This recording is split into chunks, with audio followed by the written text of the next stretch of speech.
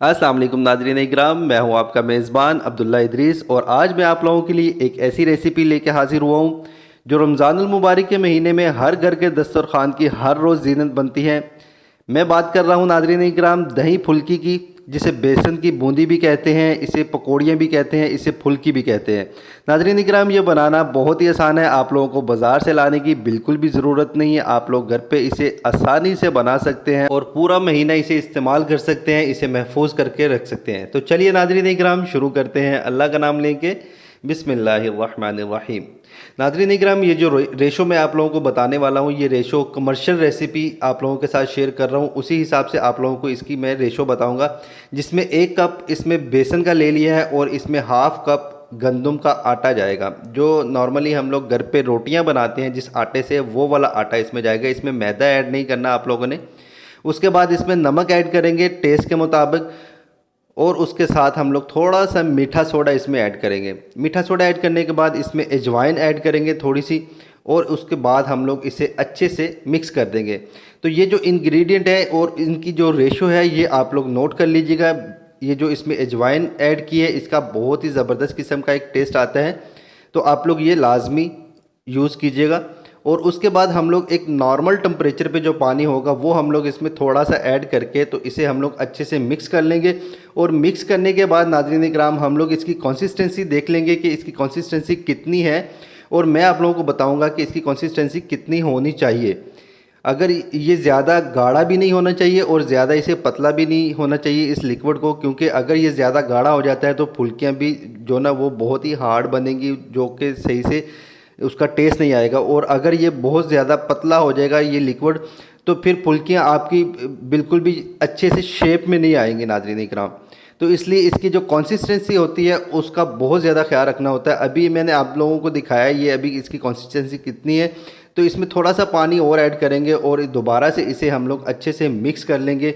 Mix हमने इसे इस तरीके से करना है जैसे हम लोग एक अंडा फेंटते हैं या किसी चीज़ को बीट करते हैं बीटर की मदद से, इस तरीके से हमने इसे बीट करना है ताकि इसमें किसी किस्म का कोई लम्स ना हो बेसन का या आटे का जो हमने यूज़ किया है। तो ये देखिए इस तरीके से हमने इसे मिक्स कर लिया है और इसे अब हम तकरीबन 10 से 15 मिनट का रेस्ट देंगे, क्योंकि हमने इसमें मीठा सोडा ऐड किया है, वो अपना असर दिखाएगा 10 से 15 मिनट तक। तो दूसरी तरफ एक फ्राई पैन चूल्हे पे चढ़ा दिया है और चूल्हे का फ्लेम आप लोगों ने मीडियम रखना है नाज़रीन इकराम।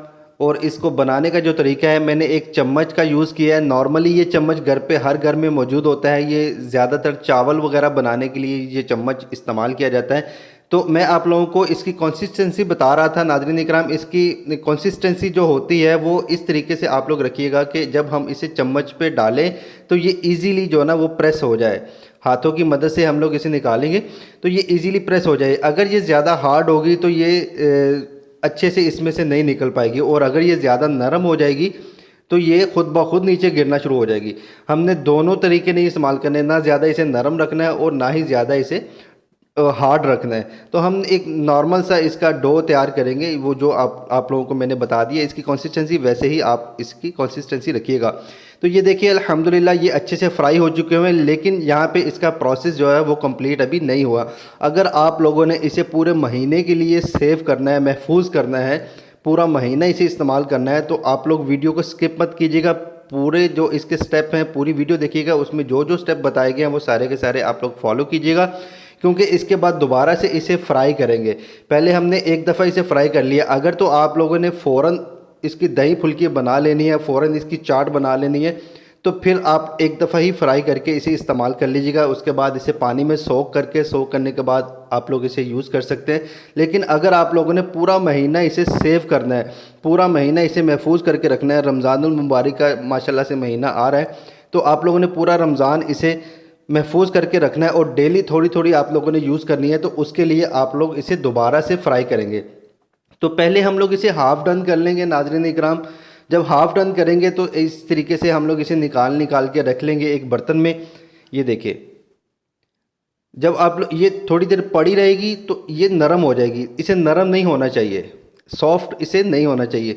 तो ये देखिए सारी की सारी हमने पहले फ्राई कर ली थी, हाफ़ डन कर लिया था, उसे निकाल लिया था एक बर्तन में। और उसके बाद जब इसे दोबारा फ्राई करना है तो आप लोग एक चीज़ का ख़ास ध्यान रखिएगा, चूल्हे का जो फ्लेम है वो आप लोगों का फुल होना चाहिए और घी जो है वो आप लोगों का अच्छे से गर्म होना चाहिए, उसमें से धुआं निकलना चाहिए, तब आप लोग इसे उसमें ऐड कीजिएगा और इसे दोबारा से अच्छे तरीके से सारी जो बूंदी बनाई है, सारी जो बेसन की बूंदी बनाई है या फुल्की बनाई है, सारी को हम लोग इसमें ऐड कर देंगे और अच्छे से हम लोग सारी की सारी दोबारा से फ्राई कर लेंगे। इससे ये होता है नाज़रीन इकराम, ये अच्छे से पक जाती है और थोड़ी सी हार्ड हो जाती है, ठंडी होने के बाद थोड़ी हार्ड हो जाती है और ये एक महीने तक करीब एक महीने तक आप लोग इसे इजीली यूज़ कर सकते हैं बग़ैर किसी जार में डाले, बग़ैर किसी चीज़ में रखे। या बाज़ औक़ात होता है चीज़ों को हम लोग हवा बंद करके रख लेते हैं तो वो ज़्यादा अरसा तक जो ना वो रहती हैं। तो आप लोग अगर इसे हवा बंद करके ना भी रखेंगे तो ये फिर भी एक महीने तक आप लोगों की इस्तेमाल हो सकती है। तो ये देखिए अल्हम्दुलिल्लाह अभी इस टाइम पे ये ठंडी नहीं है, गर्म है, लेकिन फिर भी इसकी जो कड़कपन है, जो क्रिस्पीपन है वो आप लोग देख सकते हैं माशाल्लाह से बहुत ही ज़बरदस्त है इस टाइप पे। तो यहाँ पे बेसन की जो बूंदी है नाज़रीन इकराम वो तैयार हो चुकी हुई है। तो मुझे पूरी उम्मीद है इंशाल्लाह आप लोगों को ये वीडियो पसंद आई होगी। अगर आप लोगों को ये वीडियो पसंद आई है तो काइंडली इसे लाइक कीजिएगा, शेयर कीजिएगा दोस्तों और फैमिली मेम्बर्स के साथ। जो लोग मेरे चैनल पर नए हैं उनसे मेरी हम्बली रिक्वेस्ट है, काइंडली इसे सब्सक्राइब किए बगैर मत जाइएगा। सब्सक्राइब करने के बाद साथ बने हुए बेल आइकन को भी प्रेस कीजिएगा ताकि हमारी आने वाली जितनी भी वीडियोज़ हैं उसके नोटिफिकेशंस आपको टाइम पे मिलें। तो नाज़रीन इकराम यहाँ टाइम हुआ है आप लोगों से इजाज़त लेने का। आप लोगों से इंशाल्लाह मुलाकात होगी एक नई वीडियो में एक नई रेसिपी के साथ। तब तक के लिए अपना और अपने घर वालों का बहुत ज़्यादा ख्याल रखिएगा, मुझे अपनी दुआओं में याद रखिएगा। अपने मेज़बान अब्दुल्ला इदरीस को इजाज़त दीजिए। अल्लाह हाफिज़।